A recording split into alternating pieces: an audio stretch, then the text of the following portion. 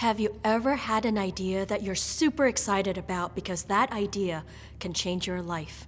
Or it can be as grand as launching a new business or starting a new career, or it can be as simple as renovating your kitchen or even writing your first blog.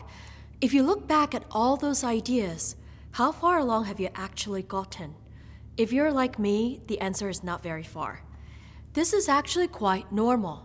Research from Duke University on those with entrepreneurial aspirations show that many people don't even take the first step of starting down the journey or committing to the exploration of the idea. So why is that? When the idea is sparked, we envision a slam dunk. That startup, it can exit for $1 billion. Your new acting career can land you an Oscar. Or that renovation is a process where budget, time, and quality all work seamlessly together. That blog you write goes viral with 1 million likes and shares. However, the minute you commit to the idea of taking a first step forward, the possibility of failure becomes so real. Or we discover it's going to take more time than we imagined. So how do I know this? Because I've experienced it over and over again. My most recent project is writing a book that can help readers launch their ideas. And yes, I procrastinated for weeks. I came up with a ton of excuses. Other things just seemed to take priority. The irony of launching the launch book is that I experienced everything I was writing about. I became the reader. I became the consumer of these ideas, these frameworks that I was writing about. I became you. In our ideal world, the launch process will look like this. We have an idea, we start, and it's an upward trajectory. For many, it looks more like this. It doesn't even get off the ground. For those who do start, a successful launch process looks more like this. It's messy. It takes energy. There are huge ups and major downs. And you know what? This is a good thing. I recently heard a quote that goes, "If the mountain is smooth, you can't climb it." So, if it's just about taking that first step, what that tells us is that launches have as much to do with your mindset as it does with your talent and skill set. So let's tackle that fear of failure, the fear of starting, with some simple what-if questions. What if you don't have to do it alone? One of the scariest things is thinking you have to do this alone. Well, the days of the lone hero are over. In fact, I don't think they actually ever existed. The idea that the lone hero is really a myth. Every success is built on the success of others, on the support of others, on a powwowing of ideas with others. A way to think about this is building your launch tribe. What are your mentors? Who are your mentors and your advisors? Those who have done it before, who can help you leapfrog the experience gap. Who are your naysayers and truth tellers who can help you refine that idea and help you go through the pivots and reframes? Who are your customers and can you co-create with them from the very start? Build your launch tribe. What if a failure isn't a failure, but just a delayed win, and the launch process is just a discovery process? When you think about failure, failure is just having an outcome that's different than the one that you had hoped for.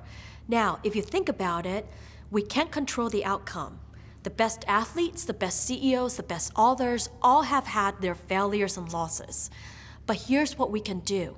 We can control the process of what we put into it. A way to approach this is to rethink what success in the process looks like. It's about the learnings along the way that are critical for the next win. And in this context, what if the outcome you're driving towards isn't necessarily a launch, but a growth? Those failures created by unexpected, unanticipated constraints can actually lead you to new possibilities. Imagine the possible. What if, instead of this launch being an indicator of whether you are a success or a failure, what if it's an opportunity for you to pursue and discover the best you? To weather the ups and downs, every launch requires a sustained sense of belief. You're not going to have that belief unless the launch is aligned with who you are, your values, what energizes you, and with your superpowers. The launch is then an expression of who you are and how you can contribute positively to the world. And when you're launching in pursuit of the best you, what's the real risk? And part of that launch in pursuit of being the best you is not waiting until you're successful in order to start giving back. A pattern I find in the most successful people is that they become successful by being generous every step of the way. So be generous and launch in pursuit of becoming the best you. Here are some tips that can get you started. Make it visual. If you can see it, it will increase your chances of becoming it. So an exercise for you to try is to go and create an inspiration board. Take a poster board and add to it quotes and pictures that can inspire you about the idea. You can start seeing patterns and insights, new relationships among the different elements of the idea. This is a good start. Tip number 2, make it real. Go tell someone about the idea. Not only can it lead to new possibilities for the launch, it will also keep you accountable. Remember, launches are not one big leap. It's a series of mini steps. Each time you tell someone about it and also of the mini progress that you've made, it'll encourage you to keep moving forward. Here's another tip. Make it fun. That new business idea or that new career exploration, what would make it fun for you? There's no one set way for everyone. You have to know you and find what makes it fun. For example, if you think Excel spreadsheets are fun, map out your idea on an Excel spreadsheet. If you love engaging with people and riffing and bouncing off ideas, then do that and look forward to building that into the process. If you gain energy from being with your family, then figure out how you can engage your parents, your siblings, spouse, and/or kids in the process. For me, I interviewed my kids for the book. I got their thoughts on how their fearlessness about launching is what keeps them going forward, and that actually became incorporated into the first chapter of the book.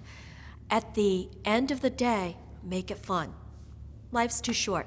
The fun will supplant the fear of failure. And besides, if at the end of it, the outcome is, whether it's in a launch or maybe different than what you imagined it might actually even be better, or it might be worse. Whatever it is, at least you've had fun and a meaningful journey. So let's launch together. So in summary, when you think through and answer those what-if questions, here are the fundamentals of launch. 1, be you.